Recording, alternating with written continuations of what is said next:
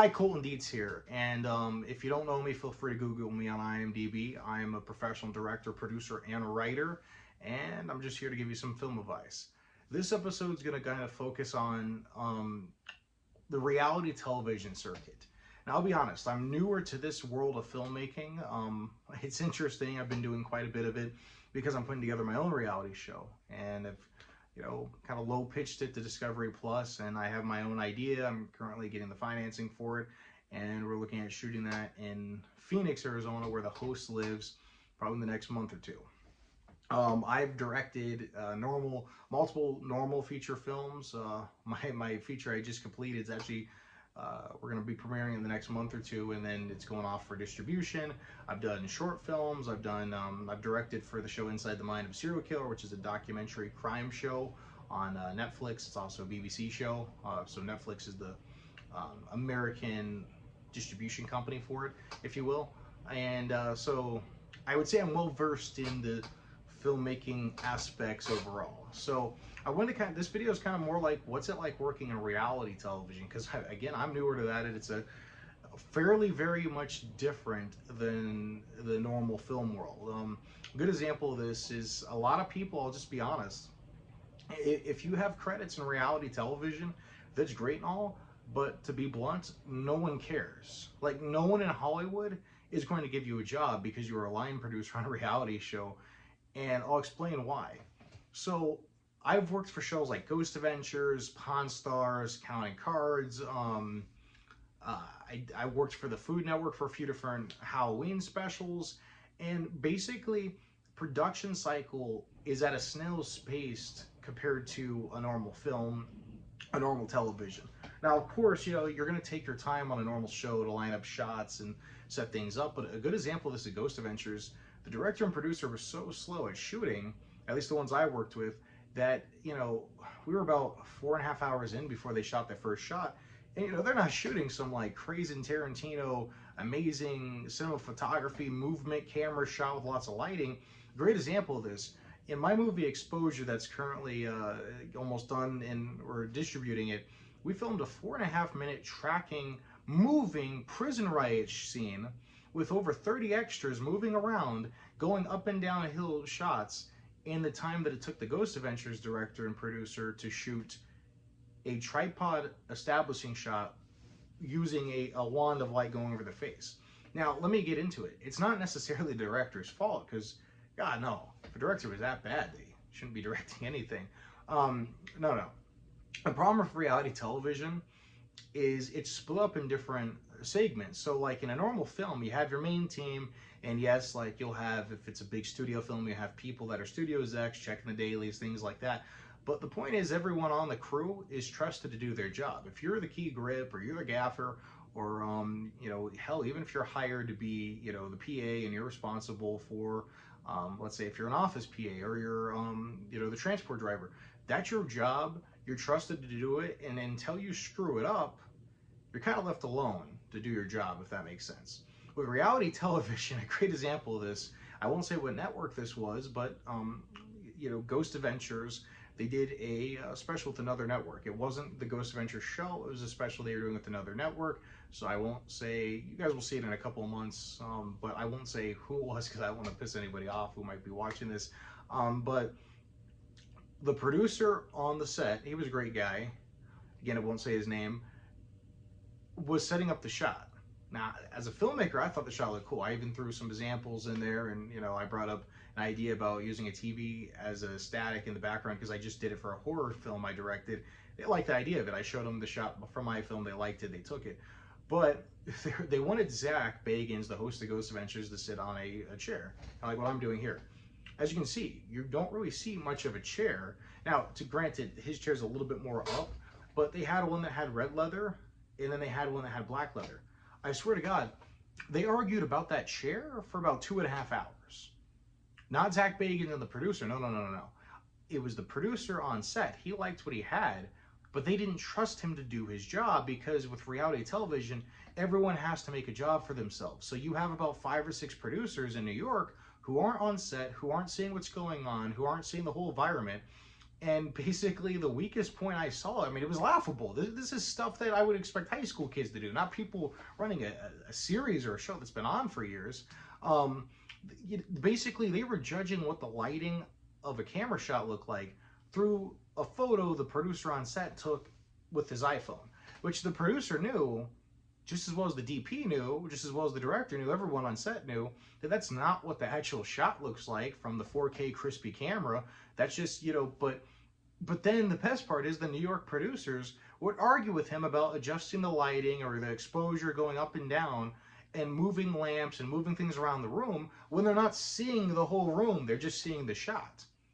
So, like, talk about being micromanaged, but even worse than a micromanager at, like, let's say an office job, they're not even physically there on set with us. It's insane. It's like, I remember I was texting my film buddies who work normal professional jobs in the industry as DPs, camera operators, sound guys, and I was kind of low key a little bit laughing, like what is this? Like, because again, like that wouldn't work in a normal circulated film. That wouldn't work on like Better Call Saul or CSI or something like that. If you had people from the studio who are 10 states away who aren't even physically there on location arguing with the on-screen producer on what's going on scene.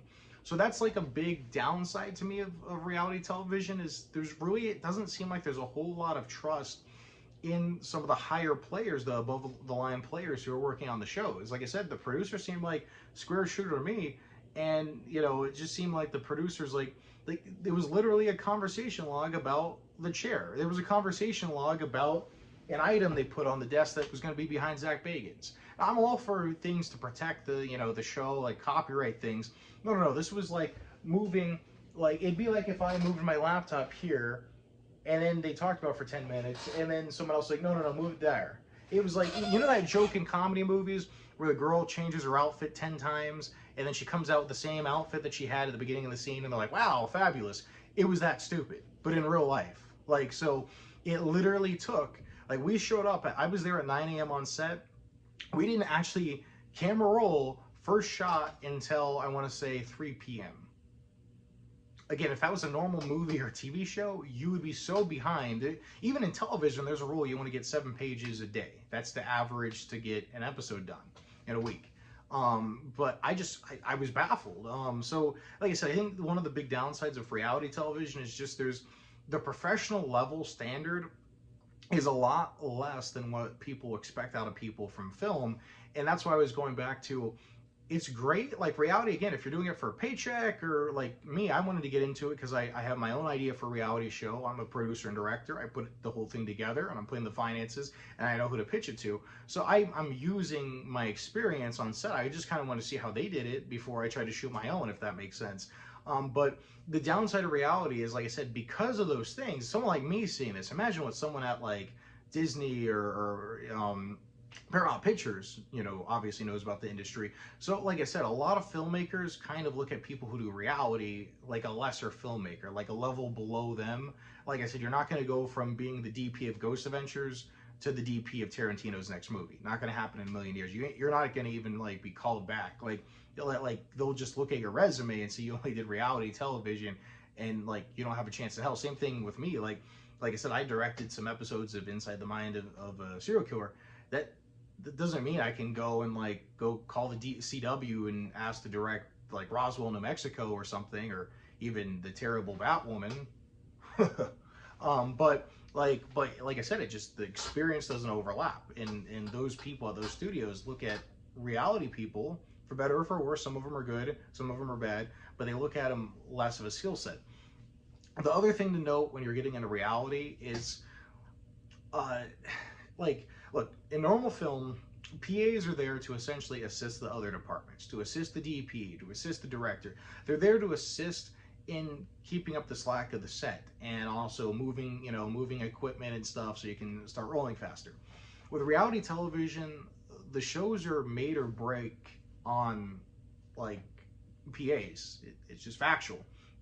Again, I've done a lot of stuff on reality, now working in Vegas a lot, and like the PAs are doing everything. I mean, I'm talking like, not only are they trusted with like money and everything like that, but they're not just given a Skype in a normal set. Like if you're the PA and let's say you're going to pick up some food, they'll be like, oh, here's $50. No. Like the PAs are trusted with the whole like money for the operations.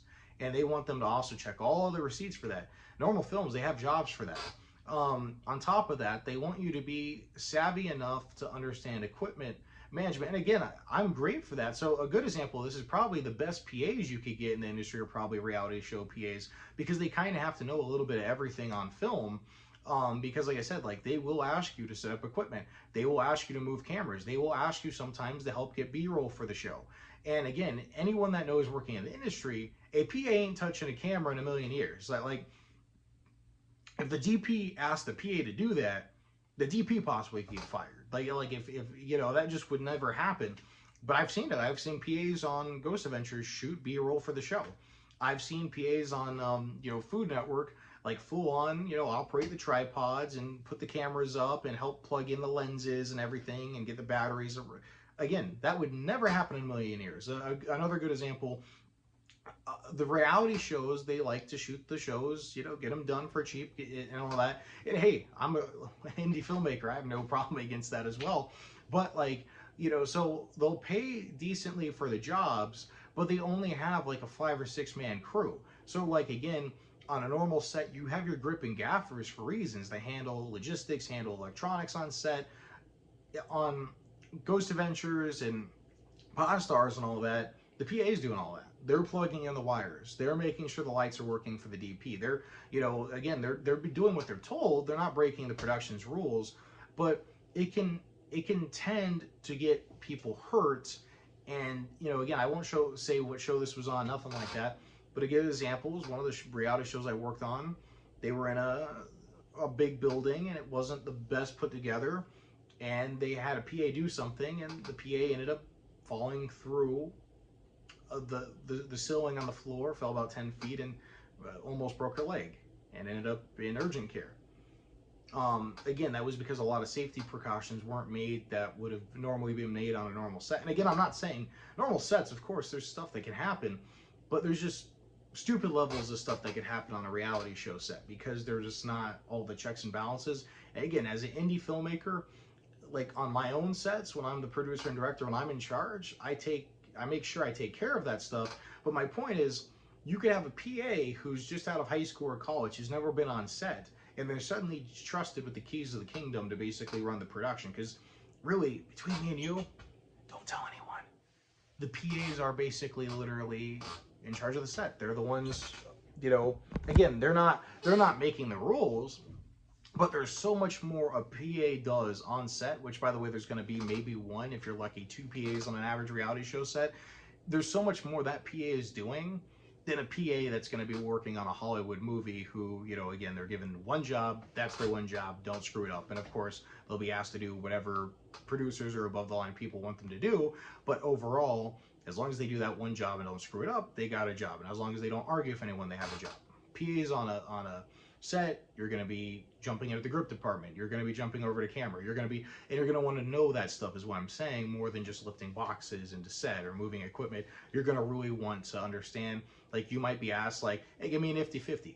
Again, I know that as a film director and someone who likes to do some of my own camera stuff, but what my point is, you could legitimately have someone who got out of high school, who doesn't know anything about film, and like, it's a lot of, you know, I mean, it could be a lot of stud up where they could be like, well, what does an 50-50 mean? You know, a lot of people, just in case you watching it don't know this, 50-50 is just a common term for a 50 milliliter lens. But I mean, my point is, like, I would know what to look for that. I could imagine someone who's never worked in film being a little confused. So again, that's one of the other downsides of reality television, is that, like, know your worth, guys. If you're a PA and you're doing all this stuff, I don't know, ask for a pay raise. No, don't do that. But like, but seriously, like, you know, reality show PAs, if you guys are producers or directors on the shows, give them a thank you, give them a handshake, because they do go above and beyond of what a PA is supposed to be doing on set. Far and few, like, and I'm telling you, it's not just coming from me. Ask anyone who's been a camera operator, a grip, a director on a reality show, they'll tell you the same thing. The PAs on reality make or break the show, and they're typically treated like shit. There's PAs that have been asked to drive 3-4 hours and, you know, not even have a hotel to stay with, and they want them to immediately start on set, whereas all the higher up people get to go in the night before, get some sleep. So again, if you're a PA on a reality show, I applaud you. You worked your ass off, and you know, keep it up. But like I said, like reality isn't all bad though. I don't want it to like. I'm not saying I hate my experiences. I absolutely love. I love working on set. I don't care if it's commercial, reality, feature film, whatever it is. Film is my life. It's my love. My point is, it's just very different in the industry, and I think a lot of people, because I've had friends that ask me, you know, I'm just telling you, if you work in reality and only focus on that for like 10 years, let's say, and you don't like ever make any short films or don't make any connections in Hollywood or any, you know, like try to put your own projects together, it's not going to really help you at all with your resume. Like again, maybe it could help you, like if you're trying to get your own financing for your own idea, maybe it could help you get investors because you can show on your resume to the investors, hey, you produced this, this, and this for Discovery Plus or did this for Food Network or whatever. But I'm telling you, Hollywood won't give a crap. They won't care. That won't get you in a room. That won't get you a manager. That won't get you an agent. That won't get you to talk to an entertainment lawyer. That won't give you any key to succeed. So just know if you're getting into the reality television industry, make sure it's for the right reasons. Again, like I wanted to learn reality television because all my people are normal filmmakers. They don't know diddly squat about reality television. I didn't know diddly squat about reality television. And I learned a long time ago it's not good to just assume or look something online. You really need to get your hands dirty. So that's when I started applying. And because I have a resume of film, I was hired almost immediately. And then you do a good job and you jump between sets. That's just how the world works. But basically, the benefit of reality is this. It's a great way if you want to do a reality for reality and documentary work and you don't really care about like making a normal type of 3-act structure type of movie or working on like Breaking Bad or something like that. One benefit of reality television, I think, is the climbability of the ladder. A lot of people could work in Hollywood for years and never climb up above a PA, and it's really hard to stand out if you're only doing one job. If you're that PA that's working your ass off, you're helping every other department on the show of reality television, it's really easy to go from PA one day to line producer a month later, or really easy to go from being a PA to showing the producers. There's a more of a communication overlap is what I'm saying. Like when I worked on Ghost Adventures, I had the EP's number of the show. I had everyone's number. So I could kind of pitch them between episodes like, hey, by the way, I know how to do some camera work. And then I could show them my, you know, my photography and videography demo reel. And I'm not saying it's a guarantee you're going to get yourself another higher paying job. My point is there's no way in hell you're going to do that in Hollywood. Like, trust me, do not, like, even if the number for the, like, head producer of the film is there, you're not going to have that oversight because you're never going to see them. With, like, Ghost Adventures, you're meeting and working with all these producers and they're texting you directly, so they're getting to know you. So that's the huge benefit with reality television. You can climb the ladder really fast and get a decent paying job out of it if you work hard and are willing to travel for the show. The other big advantage is, again, making a reality show pilot is cheap as hell. So kind of like with me, you build those connections. I have my pilot estimated out that with editing cost and everything, it's going to cost me about $5,000. That's using the studio. I'm hiring the camera operator from Ghost Adventures to shoot my series. And we have the head editor of Pawn Stars who's going to be editing. So it's going to be it's going to be the same high quality level that Discovery Plus and that History Channel or Travel Channel is expecting from their shows. And that's how it's going to be pitched to them. And we already but for like $5 or $6,000, I can shoot that and I have a fully edited high quality product. And again, if you get picked up for a reality show series, season 1 is typically about $20,000-$25,000 an episode. There you go. So like I said, it all, just like anything in film or entertainment, it depends on what you're going in for. But just know, like, if you're given the opportunity to work for like Ghost Adventures or something, because they are typically pretty easy to get hired onto as long as you're not a moron, basically just know that that experience doesn't really overlap to normal filmmaking. But again, it's what you're kind of getting in the ball roll. Will you have a good time if you love the arts? Absolutely. It's filmmaking still. And it's really cool to see some of those locations and be like, man, I was part of that. So like I said, if you can get involved and you're just doing it for fun or get some experience, absolutely. Jump on board, take what you can.